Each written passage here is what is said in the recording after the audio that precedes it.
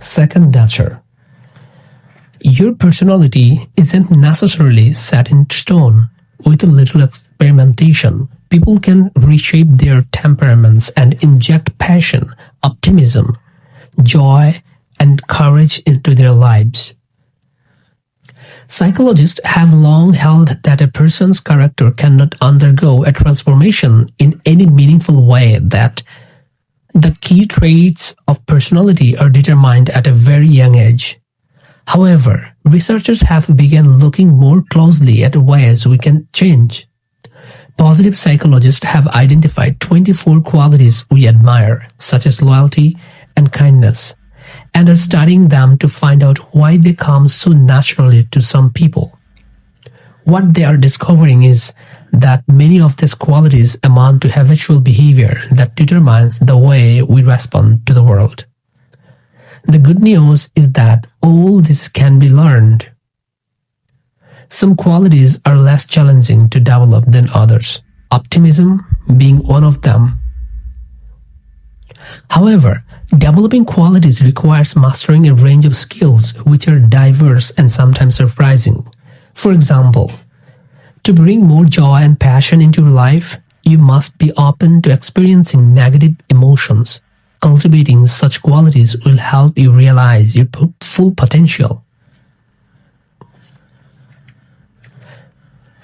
The evidence is good that most personality traits can be altered, says Christopher Peterson, a professor of psychology at the University of Michigan, who cites himself as an example.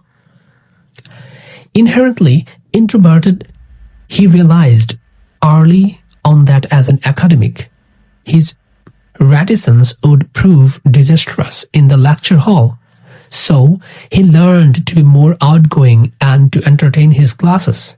Now, my extroverted behavior is spontaneous, he says.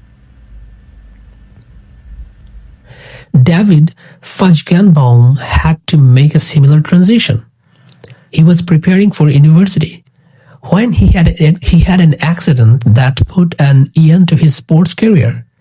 On campus, he quickly found that beyond ordinary counseling, the university had no services for students who were undergoing physical rehabilitation and suffering from depression like him. He therefore launched a support group to help others in similar situations. He took action despite his own pain, a typical response of an optimist. Sujani Segerstorm, professor of psychology at the University of Kentucky, believes that the key to increasing optimism is through cultivating optimistic behavior rather than positive thinking. She recommends you train yourself to pay attention to good fortune by writing down 3 positive things that come about each day. This will help you convince yourself that favorable outcomes actually happen all the time, making it easier to begin taking action. You can recognize a person who is passionate about a pursuit by the way they are so strongly involved in it. Tanya Streeter's passion is freediving, the sport of plunging deep into the water without tanks or other breathing equipments.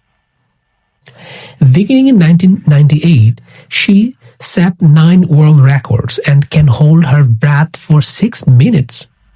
The physical stamina required for this sport is so intense, but the psychological demands are even more overwhelming.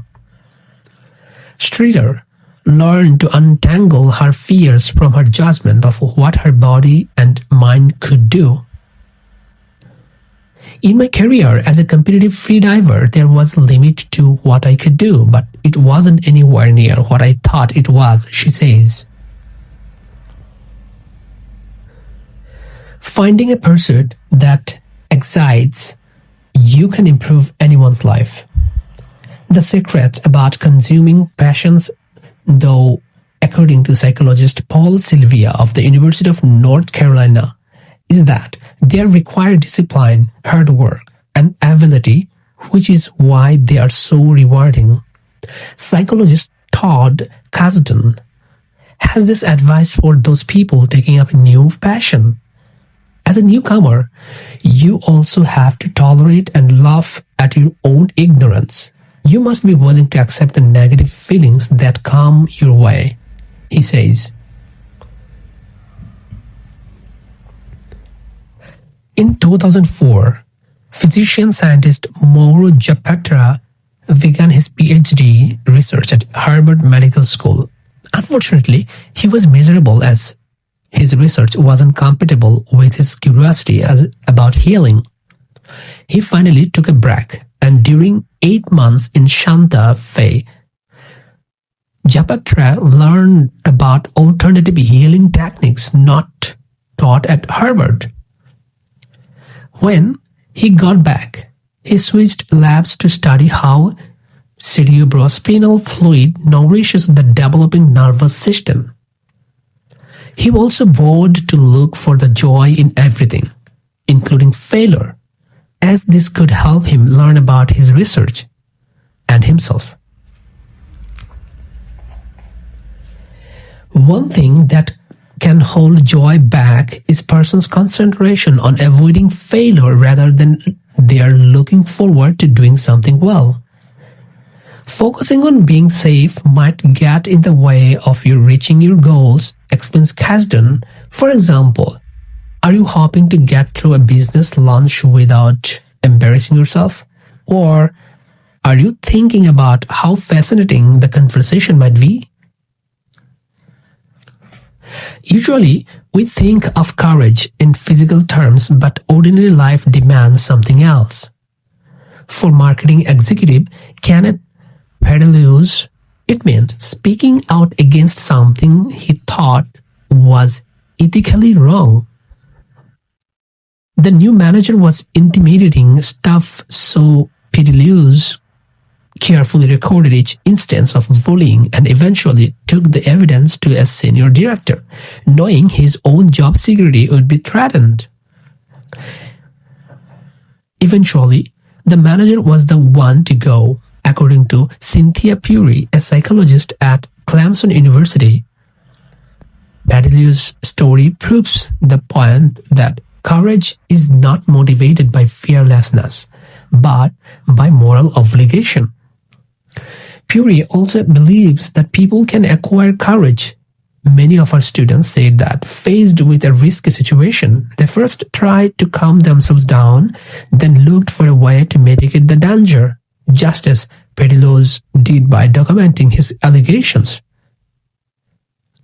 Over the long term, picking up a new character trait may help you move toward being the person you want to be. And in the short term, the effort itself could be surprisingly rewarding, a kind of internal adventure.